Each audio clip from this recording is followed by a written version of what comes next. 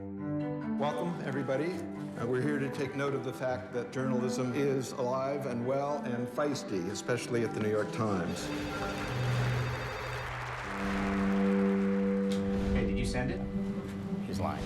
There's two A1 meetings. 10:30 where we discuss the stories of the day, what we're going to offer. It's kind of a competition. You go in there, we fight to get on A1. We are the New York Times, and we are dictating terms. At the tender age of 31, I still had a year left to being the violent, drug-snorting thug before I found my way to this guy, the one with a family and a job at the New York Times. All right, well, here's the lead. The Times was really where I wanted to work from when I was very young. I always had this idea of the place where great things happen and were done. Oh, good, my sources are starting to come out. I don't know why anybody who's a reporter isn't on Twitter. You see him at his desk, and he just embodies everything about new media. I still can't get over the feeling that Brian Stelter was a robot assembled to destroy me.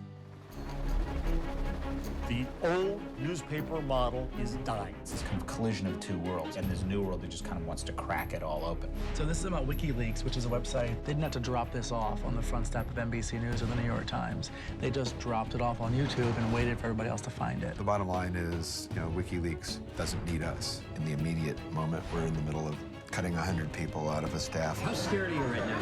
I've been a single parent on welfare. This is nothing. I almost feel like I don't have a clear grasp on the enormity of the situation.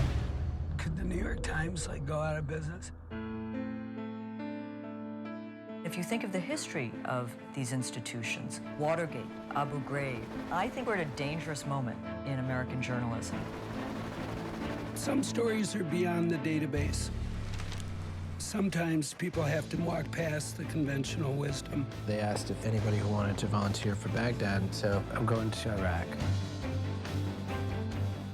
News is not dying. The Times still, I think to a remarkable degree, does set the agenda. The New York Times has dozens of bureaus all over the world, and we're going to toss that out and kick back and see what Facebook turns up. I don't think so.